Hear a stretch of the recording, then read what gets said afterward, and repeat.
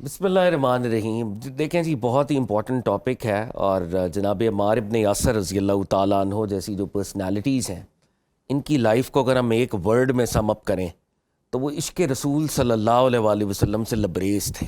یوں لگتا ہے کہ جناب عمار ابن یاسر رضی اللہ تعالیٰ عنہ کا جو وجود ہے وہ وجود بالکل پروفٹ صلی اللہ علیہ وآلہ وسلم کی محبت سے بھرا ہوا ہے. ان کی لائف کے آغاز کو اگر ہم دیکھیں تو جیسے آپ نے انٹروڈکشن کے اندر بجا طور پہ فرمایا کہ مکہ المکرمہ کے جتنے صحابہ کی ہم آغاز میں بات کریں، یہ آپ آغاز والے سابقون الاولون کی یہ جماعت ہے، اس کے یہ ایک فرد ہیں. اور آپ کی فیملی جو تھی وہ جب پروفٹ صلی اللہ علیہ وآلہ وسلم نے ڈکلیریشن آف پروفٹہڈ فرمائی تھی، اس سے پہلے یہ ابو جہل اور اس کا جو خاندان تھا، ان کے وہ کلائنٹس تھے. جب آپ ایمان لے آئے ہیں تو ابو جہل نے ظلم و ستم کے پہاڑ توڑ ڈالیں. اور اگر آپ لوگ احادیث کا مطالعہ کریں تو یہ بات سامنے آتی ہے کہ آپ کی والدہ سیدہ سمیہ رضی اللہ تعالی عنہا اسلام کی پہلی شہید خاتون ہیں، شہیدہ اول کے آپ بیٹے ہیں. ان کو بہت اذیتیں دے کے، وہ میں لفظ یہاں پہ نہیں بول سکتا، جدھر ان کو نیزہ مارا گیا اور ان کی شہادت ہوئی، تو آپ ان کے بیٹے ہیں.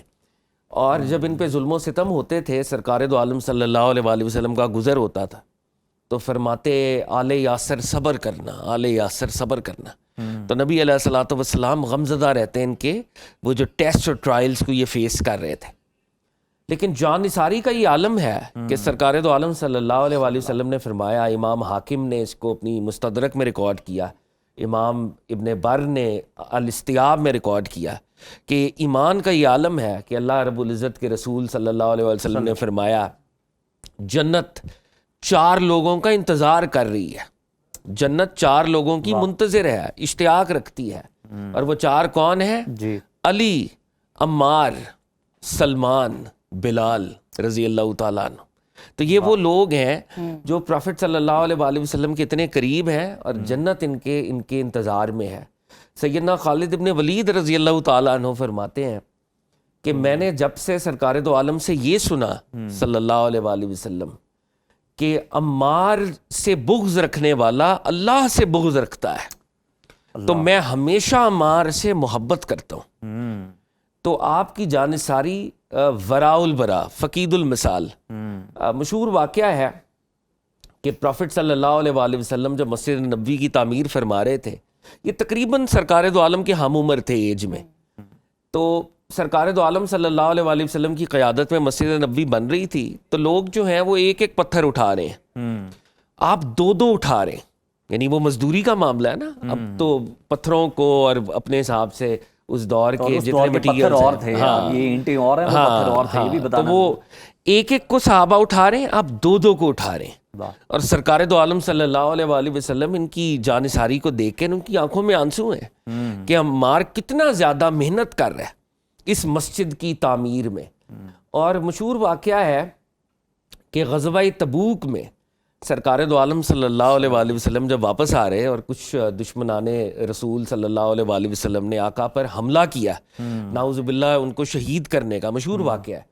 تو سرکار دو عالم کے 2 صحابہ ان کے ساتھ تھے، جناب حذیفہ بن الیمان اور جناب عمار ابن یاسر، جو سرکار دو عالم کو پروٹیکٹ کر رہے تھے. اور سرکار دو عالم نے ان ہستیوں کے لیے دعا دی ان کو بہت زیادہ، اور جناب حذیفہ کو پھر رازدار اپنا بنایا. مشہور واقعہ، علماء اس کو جانتے ہیں. تو عمار ابن یاسر رضی اللہ تعالیٰ عنہ کی وہ پرسنالٹی ہے کہ ساری زندگی سرکار دو عالم کے مقصد کے ساتھ ان ٹوٹالٹی ایبسلیوٹلی فنا ہو گئے، انائیلیٹ ہو گئے، اس مقصد سے پیچھے نہیں ہٹے، وہ مقصد نہیں چھوڑا آپ نے کبھی. اور مجھے ایک چیز اور یہاں پہ کہنی پڑتی ہے کہ دیکھیں اتنا محبوب صحابی ہیں کہ جب ظلم اور ستم ہوتا ہے نا، ایٹ ٹائمز آپ کے اوپر ٹارچر ہوتا ہے، تو بعض اوقات ٹارچر کی وجہ سے کچھ جملے آپ سے نکل جاتے ہیں. تو ایک دفعہ ایسا ہوا کہ مکی دور کا واقعہ ہے کہ آپ پر اتنا ٹارچر ہوا کہ آپ کو مجبور کیا گیا کہ آپ کچھ نازیبا کلمات کہیں، اور وہ جان بچانے کے لیے آپ کو کہنے پڑ گئے، وہ سرزد ہو گئے. لیکن اتنے مغموم تھے، اتنے پریشان تھے، آقا کی بارگاہ میں آئے کہ مجھے آج اس طرح سے زد و کوب کیا گیا ہے، مارا پیٹا گیا ہے، تو اور یہ کہا گیا کہ یہ بولو، اور وہ میں بول دی ہے، تو اب کیا ہوگا؟ تو رب العزت نے قرآن کی آیتیں نازل فرما دی واہ کہ وہ لوگ, ان آیات کا مفہوم ہے وہ لوگ جن کا دل رب کے ساتھ مطمئن ہے اور جبر کے ذریعے ان سے کوئی جملے نکلوائے جائیں تو ان جملوں کا کوئی حرج نہیں ہے. یعنی ان کے لیے اور ہر مظلوم کے لیے جو بھی کسی ظلم کو سہتا ہے اور ظلم سے بچنے کے لیے. کیا خوبصورت آپ نے ان کی شان بیان کی کہ ان کے لیے آیتیں نازل ہوئیں باقاعدہ طور پہ. نوجوانوں کے لیے خاص طور پر بتائیں کہ حضرت عمار کی جو صفات ہیں تاکہ ان میں سے کوئی ایک صفت نوجوان کوئی اپنا سکے اور ان کی دنیا اور آخرت سنور جائے. دیکھیں حضرت عمار ابن یاسر رضی اللہ تعالیٰ عنہ کی جو سب سے امپورٹنٹ صفت ہے نا جس پہ ہم نے چلنا ہے وہ کمپرومائز نہیں کرتے تھے. حق کے ساتھ جب آپ حق کو پا لیں نا, حق جس فارم میں ہو, حق کو جب آپ پا لیں, آپ نے حق کے رستے کو نہیں چھوڑنا, آپ نے باطل کو اختیار نہیں کرنا. حق کے رستے میں ہی آپ نے جام شہادت نوش کیا. جب آپ کی شہادت ہوئی ہے, سرکار دو عالم اس کی خبریں دے چکے تھے کہ آپ کی شہادت, اور وہ جن بھی سرکمسٹانسز کے اندر ہوئی مورخین آلریڈی جانتے ہیں. آپ حضرت علی المرتضیٰ کے ہمراہ تھے اور آپ نے جام شہادت نوش کیا. 800 بیعت رضوان کے صحابہ آپ کے ساتھ تھے. تو یہ تاریخ ہے. تو میں نے نوجوانوں کو یہ بتانا ہے, اور یہ نوجوانوں کے لیے امپورٹنٹ بات ہے جو میں کرنے لگا ہوں, کہ صحابہ میں بھی کیٹیگریز ہیں. آپ کو شیخین کریمین کے ساتھ جڑنا ہے, آپ کو خلفائے راشدین کے ساتھ جڑنا ہے, آپ کو اہل بیت کے ساتھ جڑنا ہے, آپ کو کریم آف صحابہ کے ساتھ جڑنا ہے. اگر آپ کریم آف صحابہ کے اوپر بات نہیں کرتے, صدیق اکبر کے اوپر, فاروق اعظم کے اوپر, عثمان غنی ذوالنورین کے اوپر, اسد اللہ کے اوپر, حسنین کریمین کے اوپر, جو کریم ہے عمار ابن یاسر, بلال حبشی, سلمان الفارسی, حضرت مقداد, ان کا ہمیں نہیں پتا. تو یہ بہت ہی ایک انفارچونیٹ معاملہ ہے. عمار ابن یاسر رضی اللہ تعالیٰ عنہ صحابہ کی کریم ہے, ان کے سرخیل ہیں وہ. اور عمار ابن یاسر نے مکہ کے اندر جس طرح سے قربانیاں دیں, مدینہ میں جیسے قربانیاں دیں, تبوک میں جیسے سرکار دو عالم کو پروٹیکٹ کیا, تھرو آؤٹ وہ نبی علیہ الصلوۃ والسلام کے مشن کے ساتھ رہے, حق کے ساتھ رہے. یہ وہ پیمانہ ہے جو میں نے اپنی یوتھ کو منتقل کرنا ہے. بات یہ ہوئی ہے, بہت ہی انفارچونیٹ معاملہ ہے کہ ہم نے صحابہ کو اپنے فرقوں میں تقسیم کیا ہوا ہے کہ میں ان کو مانتا ہوں, میں ان کو نہیں مانتا. نعوذ باللہ, یہ نہیں کرنا ہم نے. اور وہ صحابہ جو کہ ڈے ون سے سرکار دو عالم کے ساتھ ہیں, قرآن کی آیات جن کے حق میں اتری ہیں, نبی علیہ الصلوۃ والسلام کی احادیث جن کے لیے وارد ہوئی ہیں, ان کا اگر ہم ذکر نہیں کریں گے, ifs and buts کا شکار ہو جائیں گے, تو بہت ہی پرابلمٹک معاملہ رہے گا. تو میرے خیال میں you don't have to compromise. یہ چیز جو ہے یوتھ کو منتقل ہونی چاہیے حضرت عمار ابن یاسر رضی اللہ تعالیٰ عنہ کی سیرت سے. اچھا فہد صاحب, یہ بھی ہم دیکھتے ہیں کہ جس طرح سے حضرت عمار کا پہاڑ جیسا صبر و استقامت کا جو انہوں نے مظاہرہ کیا اتنے ظلم جبر کے باوجود, آج کل ہم دیکھتے ہیں کہ جو نوجوان ہیں فوری طور پر مفادات کو ترجیح دیتے ہیں, مصلحت پسندی کرتے ہیں. آپ نے جس طرح کہا کہ حق پہ کھڑے رہنا سب سے بڑی ان کی صفت تھی, تو کس طرح جو طرز عمل ہے ان کا, جو صحابہ کا جو کریم ہے آپ کہہ رہے ہیں, اسے اپنایا جائے؟ کیونکہ آبویسلی مشکل تو ہے, وہ پیمانہ تو جو ہے وہ سٹینڈرڈ جو ہے وہ بہت ہائی ہے, بہت مشکل ہے. دیکھیں یہی امپورٹنٹ بات ہے کہ ہم نے پہلے سٹینڈرڈ کو کمیونیکیٹ کرنا ہے. اگر ہم سٹینڈرڈ کو نیچے بتا کے کمیونیکیٹ کریں گے تو ہر کوئی رخصت کے راستے پہ چلے گا.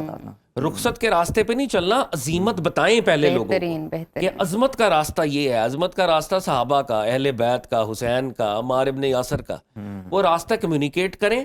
اور پھر اب ہم بات کرتے ہیں نا, کوالٹی نہیں آ رہی. جی, کوالٹی کیا ہے؟ کوالٹی ہے سٹینڈرڈ کو میچ کرنا. اگر میں گھٹیا اور ادنا سٹینڈرڈز بتاؤں گا کہ یہ ہمارے سٹینڈرڈز ہیں اور ان کو ہم میچ کرتے رہیں گے تو کوالٹی لو ہوگی. یوتھ کو یہ بتانا ضروری ہے کہ اسلام لافٹی سٹینڈرڈز کی بات کر رہا ہے, اور لافٹی سٹینڈرڈز کے لیے ایثار قربانی دینی پڑتی ہے, اور وہ ایثار اور قربانی حضرت عمار ابن یاسر رضی اللہ تعالیٰ عنہ سے بڑھ کر کون دے سکتا تھا. ایک آخری بات جو کہ میں یوتھ کے لیے کرنا چاہوں گا, یہ اسپریچول بات ہے. حضرت حذیفہ بن الیمان رضی اللہ تعالیٰ عنہ کو نبی علیہ الصلوۃ والسلام نے اپنا رازدار بنایا. حضرت عمر فاروق رضی اللہ تعالیٰ عنہ کا یہ طرز عمل تھا کہ جس جگہ حذیفہ کسی کا جنازہ نہیں پڑھتے, حضرت عمر بھی نہیں پڑھتے, اور پوچھتے کہ جنازہ پڑھنا ہے یا نہیں پڑھنا, بیکاز حضرت حذیفہ بن الیمان کو سرکار دو عالم نے ایک معیار بنایا ہوا تھا, ان کو کچھ انفارمیشن عنایت کی ہوئی تھی, وہ انفارمیشن صرف ان کے پاس تھی, تو وہ رازدار رسول تھے. ऑन हिज डेथ बेड लोगों ने पूछा कि ए हुज़ैफा रज़ी अल्लाह ताला अन्हु, आप राज़दार रसूल है, what is the way forward? Way forward क्या है? जब आगे फितने आएंगे, टेस्ट आएंगे, ट्रायल्स आएंगे, क्या करें?